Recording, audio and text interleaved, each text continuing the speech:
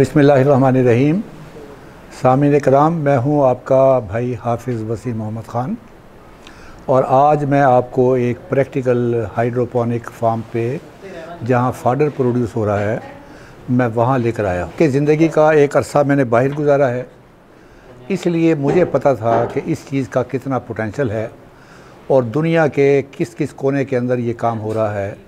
और ये मैंने कीनिया में किया था। यहाँ मैंने आकर सोचा कि साइलेज को हम इंट्रोड्यूस कर चुके हैं, अब कौन सी चीज़ को हम इंट्रोड्यूस करवा सकते हैं, और वो ये था एग्री इनिशिएटिव के ज़रिए कि hydroponic fodder is the best. अब जब ये मैंने काम शुरू किया और ये मैंने अपने दोस्तों से मशवरा किया तो वही हुआ जो आमतौर पे होता है कि कुछ लोगों ने कहा जी ये काम पाकिस्तान ही नहीं हो सकता। फिर मुझे बड़े ढूंढ के बाद एक आदमी मिला और उसने मुझे ये कहा जो ये काम करता है और वो बाहर से पढ़कर आया है, और मैंने जब उसे ये बात कही कि ये बात मैं शुरू करना चाहता हूँ, ये टेक्नोलॉजी है ट्रांसफ़र करना चाहता हूँ, तो उन्होंने कहा कि जी आप किस चक्कर में पड़े हुए हैं, ये लोगों ने एक मरतबा देख लिया तो हर आदमी ख़ुद अपने घर में बनाना शुरू कर देगा। तो मैंने उसे जवाब दिया, मैंने कहा मैं क्या चाहता हूँ, मैं भी यही चाहता हूँ कि टेक्नोलॉजी ट्रांसफ़र हो और लोग बनाएँ और लोग इससे फ़ायदा उठाएँ। अगर इंडियन गुजरात में हो सकता है तो पाकिस्तान के पोठवार में क्यों नहीं हो सकता? अगर इंडिया के चोलिस्तान साइड पर हो सकता है तो पाकिस्तान की चोलिस्तान साइड पे क्यों नहीं हो सकता? कीनिया के मंबासा के पास हो सकता है तो यहाँ के गवादर में क्यों नहीं हो सकता? तो ये चीज़ सोच थी और इसी के ऊपर हम ब्रेन स्टॉर्मिंग कर रहे थे।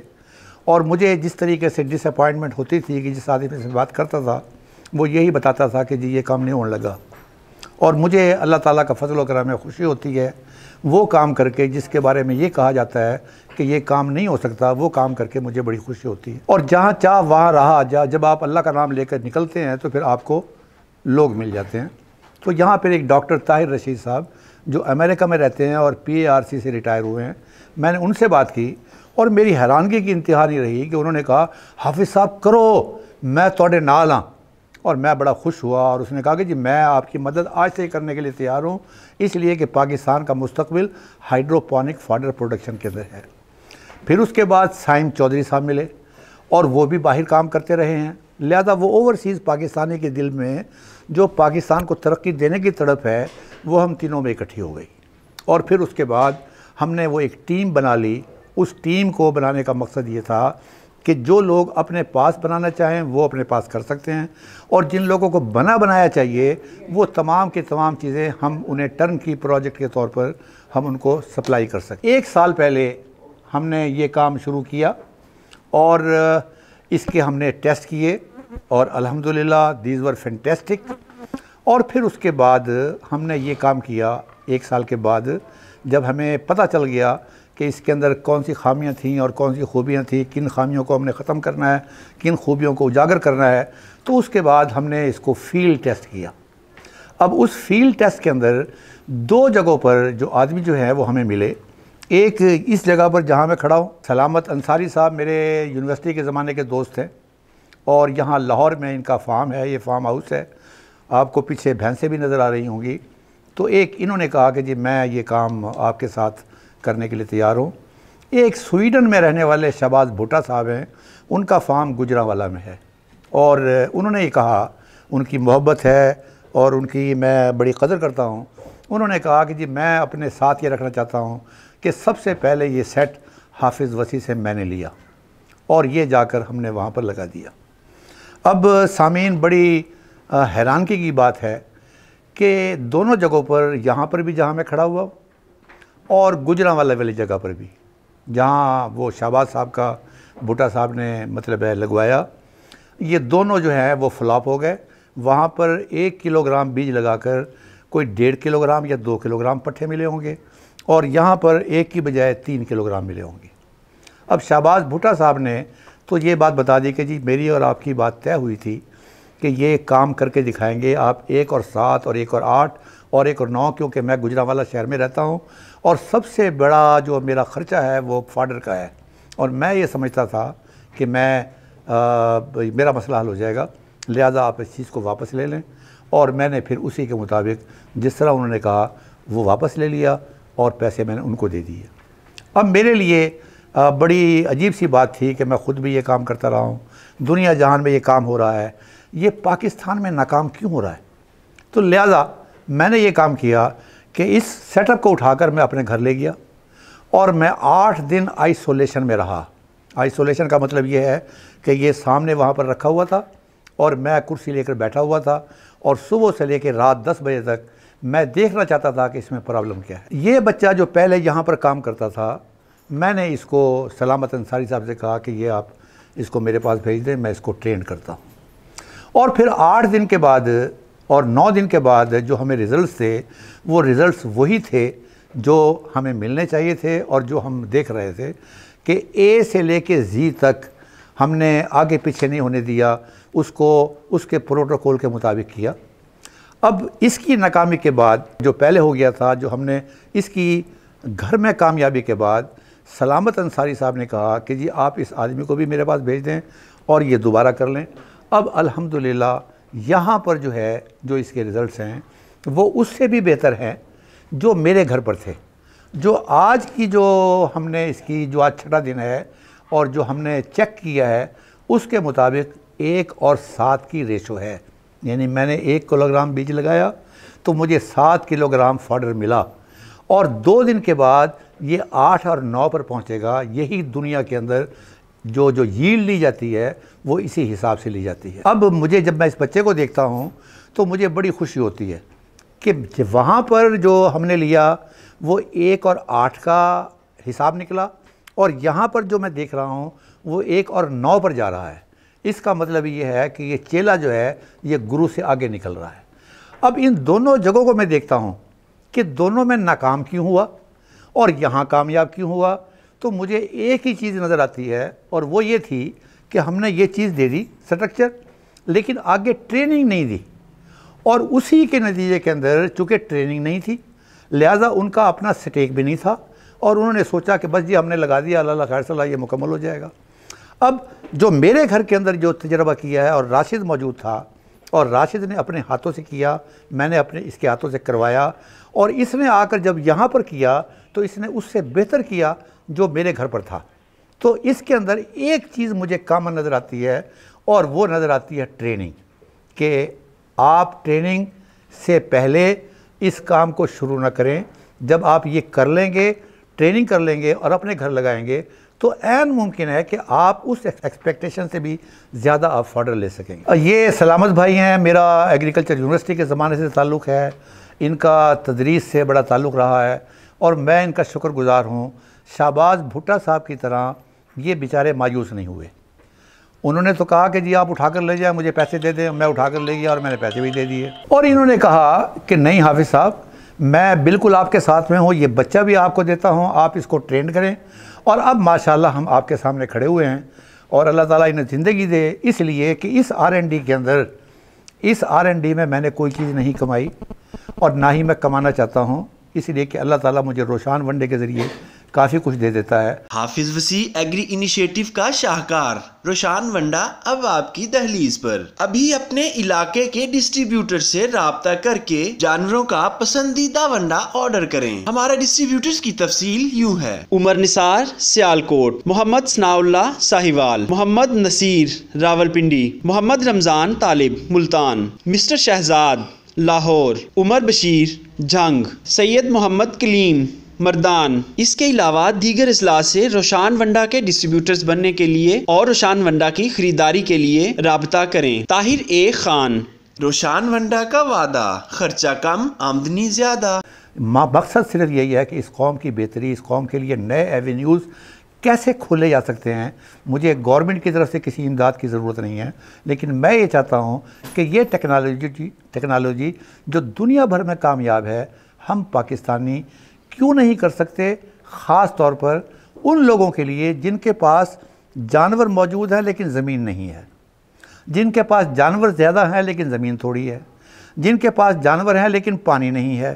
पानी है तो बहुत कम है, जैसे मैंने आपको थरपारकर की, चोलिस्तान की और पोठवार की मिसाल दी है कि वहाँ पर बेहतरीन बकरियाँ, बेहतरीन भेड़ें और बेहतरीन गाय मौजूद हैं, लेकिन बारिश जब 2 मरतबा नहीं होती तो जानवर मरना शुरू कर देते हैं। तो ये एक अल्टरनेट है इस बात का कि अगर आप चाहें तो यहाँ पर इस काम को कर सकते हैं। अब मैं आपको दिखाना चाहता हूँ कि जो आज का छठे दिन का रिज़ल्ट जो है, ये 800 ग्राम एक ट्रे की कैपेसिटी है जिसमें बीज लगता है। अब 800 ग्राम लगाने के बाद हमें इसमें आज छठे दिन इसका वेट गेन कितना हुआ है वो मैं आपको दिखाना चाहता हूँ। सामीन, ये जो ट्रेज़ आप देख रहे हैं जो आज से 6 दिन पहले लगी थी, ये जिस हालत में आपको नज़र आ रही हैं, ये इस हालत में अगर अनाड़ी के हाथ में हो तो फिर इस हालत में नज़र नहीं आएंगी। लेकिन अगर आपका ट्रेंड आदमी होगा और उसको पता होगा कि मैंने ज़्यादा से ज़्यादा वज़न कैसे लेना है, फिर ये कैफियत होगी। राशिद साहब ज़रा ये दिखाएं, ज़रा यहाँ पर सलामत साहब ज़रा ये देखें ज़रा वज़न कितना है इसका, 5 किलो और 576 ग्राम। अब इसको अगर 800 ग्राम पे हमने बीज लगाया था 800 ग्राम और 6 दिन के बाद ये 5.57 ये हुआ है। और ये अगर आप तकसीम करेंगे इसको तो ये 1 और 7 की रेशियो होगी। अभी 2 दिन बाकी हैं। 2 दिन के बाद आप अंदाज़ा कर सकते हैं, क्योंकि अब ये इसकी ख़ास बढ़ोतरी का टाइम है और इसने आगे बढ़ना है। तो ये एक पूरी की पूरी टेक्नोलॉजी है जो बड़ी आसान है, आप घर पर बैठकर कर सकते हैं। मैं वो यूनिवर्सिटियों की तरह आपके सामने वो चीज़ नहीं लेकर आया, मैं वो चीज़ नहीं लेकर आया जो आपसे ना हो सके। ना 9 मन तेल होगा, ना राधा नाचेगी। ये एक गरीब आदमी बोर्ड के दरख्त के नीचे, एक गरीब आदमी अपने वरांडे के अंदर, एक गरीब आदमी अपने कमरे के अंदर इस चीज़ को सेट कर सकता है और इसको आगे चला सकता है। अब यहाँ पर किन चीज़ों की ज़रूरत है? हमने अपनी टीम के अंदर उन तमाम चीज़ों को इकट्ठा किया। इसकी ट्रेनिंग का हम सोच रहे हैं कि आप लोगों के लिए ट्रेनिंग का हम बंदोबस्त करें। पहले प्रोसेस से लेके आखिरी प्रोसेस आपके हाथ से करवाएं जिस तरह राशिद से करवाया। और फिर राशिद जो है वो उस्ताद को भी काट गया, उसकी परफॉर्मेंस मेरे घर से ज़्यादा बेहतर रही है। तो ये असल हम चीज़ चाहते हैं। उसके बाद अगर आप लोग नहीं बना सकते तो फिर हमारी टीम जो है वो आपको बना कर भी देगी।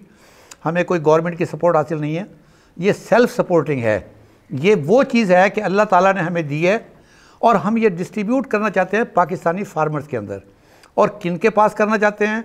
जो चोलिस्तान में रहते हैं, जिनके पास ज़मीन नहीं है लेकिन जानवर हैं, जो पोठवार के एरिए में है, आज़ाद कश्मीर के एरिए में। कल भी एक डेलीगेट मेरे दफ्तर में आया था और वो इसी मकसद के लिए आए थे कि इस टेक्नोलॉजी को हम वहाँ पर कैसे लेके जा सकते हैं। अगर हम घरों में बैठे हैं तो हमें पता नहीं चलता। अब बड़े शहरों के अंदर एक ट्रेंड है और उसे कहते हैं कि रूफ टॉप फार्मिंग। और बेशुमार लोगों ने फैसलाबाद में, लाहौर में, कराची में, रावलपिंडी के अंदर उन्होंने जानवर भी और फसल भी ऊपर उगा रखी। चारे की मंडियाँ इतनी दूर हैं कि आने जाने का ख़र्चा जो है चारे को लाने का, वो बता दे खुद बहुत ज़्यादा कास्टली है। तो ये लोग अपनी गैराज के अंदर इस चीज़ को रख सकते हैं और अपने फाडर को, अपने जानवरों को, ये फाडर पैदा करके अपने जानवरों को दे सकते हैं। सलामत साहब, आपसे बेहतर कोई आदमी नहीं है, इसलिए मैं आपको नहीं भूल सकता। वजह उसकी ये है कि जब मैं मायूसी में घिरा हुआ था और आपकी तरफ भी नाकाम हुआ और भुट्टा साहब तो पहुंच गए पैसे लेने के लिए, और जो मैंने दिए मेरा फ़र्ज़ बनता था, इसलिए कि मेरे नज़दीक मेरी इंटेग्रिटी ज़्यादा इंपॉर्टेंट थी। ये पैसे आने जाने वाली, उसको ख्याल नहीं आया इस बात का कि यार ये R&D हो रही है तो मैं मतलब इस मामले में सपोर्ट करूं। लेकिन मैं खुश हूं इस बात से कि वो एक बाहर रहता है, उसको हमने वादा किया था कि ये 1 और 9 और 1 और 8 पर पहुंचेगा और ऐसा नहीं हुआ, लिहाजा मुझे कोई तकलीफ़ भी नहीं है। इसलिए मैं आपकी कदर इसलिए ज़्यादा करता हूं कि आपने कहा कि नहीं, आप मायूस ना हो, आप दोबारा करें और मेरे बच्चे को ले जाएं जिसको वहाँ पर ट्रेनिंग की है। अब ज़रा मैं चाहूँगा कि आप अपने हाथ से ये ज़रा अपने जानवरों को देखें, खाते भी हैं कि नहीं खाते। ये इसकी जड़ें हैं जो इकट्ठी हुई हैं, ये रबड़ नहीं है, ये सारी की सारी जड़ें हैं। ना इसमें यूरिया इस्तेमाल हुआ, ना फर्टिलाइज़र इस्तेमाल हुआ। इसका मतलब है कि जो आपके जानवर गोश्त बढ़ाएंगे वो भी ऑर्गेनिक होगा और जो आपके जानवर जो है दूध बढ़ाएंगे वो भी ऑर्गेनिक होगा। ये जो दुनिया जहान की मुसीबतें हैं कि खारिश हो गई और फलाना हो गया और ढिमकान हो गया, जो बीमारियां पहले नहीं सुनी थी, ये उन चीज़ों की वजह से, इसमें कोई केमिकल नहीं है, इट इज़ केमिकल फ्री। तो ये मैं अब सलामत साहब को कहूँगा कि ये सलामत साहब अल्लाह का नाम लेके ज़रा अपने जानवरों को डालें। वो खाते भी हैं कि नहीं खाते। आप एक ज़रा बात देखें और कभी डॉक्टर से पूछिएगा, इसमें कोई केमिकल इस्तेमाल नहीं हुआ, इसमें कोई मिट्टी इस्तेमाल नहीं हुई। मैं और सलामत भाई एक ही उम्र के लोग हैं और दुनिया के अंदर इसको काट के ये ऊपर वाला पोर्शन इधर दिखाएं, ये ऊपर वाला पोर्शन जो है इसमें सारा का सारा शरबत है, इसमें मिनरल्स हैं और विटामिन्स हैं।